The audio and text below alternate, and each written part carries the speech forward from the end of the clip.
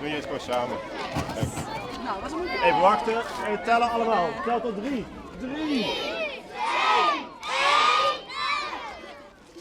Ja! Respect voor elkaar, jij en ik, iedereen moet mee. Ja, zien je steunen niet en iedereen is oké. Als je vlijtig naar school gaat en zin je terug naar huis, dan weet je, ik voel me op de octopus thuis. Ja, die staat een tevreden wethouder. Ja, absoluut. Het is een prachtig schoolplein geworden. En zoals je ziet wordt het goed gebruikt en er wordt veel gespeeld. En dit is in het kader van? We hebben als gemeente middelen beschikbaar gesteld om schoolpleinen te vergroenen. Dat doen we samen met Zwalm en Roer. En Waterpanel Noord, die werken we samen mee aan de groen-blauwe schoolpleinenrevolutie. Dus er moet meer water om ook op schoolpleinen aanwezig zijn. Dan zie je hier bijvoorbeeld dat er water is om mee te spelen, maar ook dat kinderen uitgedaagd worden om in het groen te spelen. Dat leidt er natuurlijk toe dat kinderen meer gaan bewegen. Maar ook een belangrijke reden dat we dit doen is omdat het klimaat verandert. Er valt meer regen en dat water moet weg en dat kan niet in steen trekken. Dus dit absorbeert de regen en daarnaast wordt het natuurlijk steeds heter. En we willen dat kinderen buiten gaan spelen en dan is het natuurlijk fijn als dat kan onder de schaduw van een boom. En dat is steeds belangrijker. Ja, ik zag wel heel veel verschillende planten hier. Ja, de kinderen hebben meegedacht over de beplantingen. En er zijn ook eetbare planten, bijvoorbeeld kruiden, maar er zijn ook fruitbomen. Dus er is ook echt nagedacht over wat zetten we er neer en hoe kunnen we daar ook een onderwijsprogramma aan koppelen. Hoe kunnen we leerlingen ook iets leren over planten en plantensoorten en dat soort zaken. Vergroening van de jeugd. Zeker, dat is heel belangrijk. Dat zal ook niemand meer ontkennen, denk ik, tegenwoordig. Ik heb begrepen dat jij de woordvoerder bent van jullie clubje. Want jullie hebben meegedacht over hoe het gaat worden. Ja, we hebben meegedacht. En hebben jullie dan een tekening gemaakt of hoe heb je het gedaan? We hadden een schets en we hadden gekeken van wat wordt niet meer gebruikt. En dat hebben we dus, dat hebben we gewoon nagedacht wat daar kan komen. En wie heeft het erin gezet? Hebben jullie dat gedaan? Nee, dat hebben de werkers gedaan. Dat kunnen wij niet. Nee. Maar jullie hebben heel veel tegels weggehaald. Hoeveel, weet je dat? Geen idee.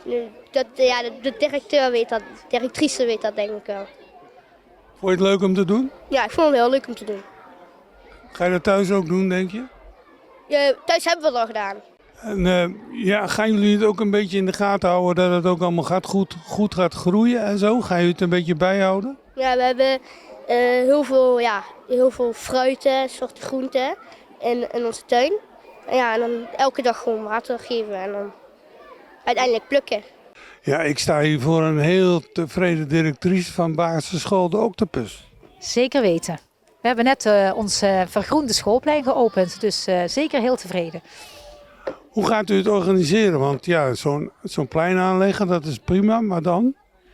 Ja, dat vraagt ook iets van onderhoud, maar we hebben elk stukje groen.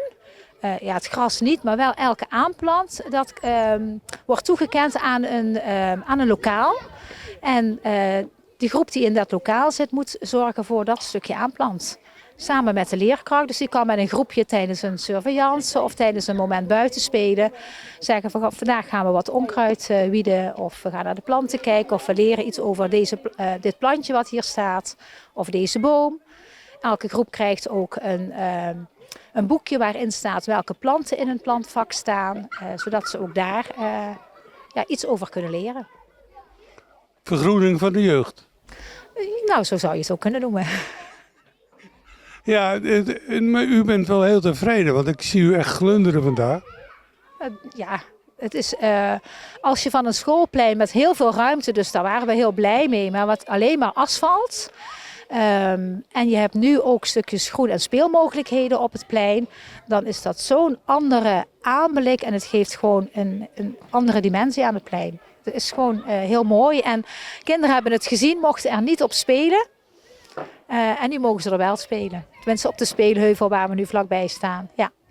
Van harte proficiat. Dankjewel. Kunt u zich even voorstellen? Ja, natuurlijk. Ik ben Jules Jurnik Jansen en ik ben de klimaatburgemeester van Roermond. Wat houdt dat in? Dat is dat ik mijn best doe om er een mooiere wereld van te maken. En ik dat dus ook heel graag wil uitdragen naar inwoners van Roermond. Ja, en vandaag hier? Vandaag hier, ja. Ja, voor de opening van het groene schoolplein van de Octopus. Ja, dat moet toch goed doen, of niet? Ja, het is echt heel leuk om te zien. Ja, ik kende de school van tevoren niet, eerlijk gezegd. Maar ik kan me er wel een beeld bij vormen. Ja, en ik zie gewoon nu zeg maar mooie groene pleintjes en spelende kinderen in het gras. Ja, dat is gewoon echt fantastisch. Ja, Minder beton, meer groen. precies. Ja, alle tegels eruit, of alle, in ieder geval wat tegels eruit. En groen erin. Deze uitzending wordt mede mogelijk gemaakt door EuroPC Roermond en OnTime Roermond.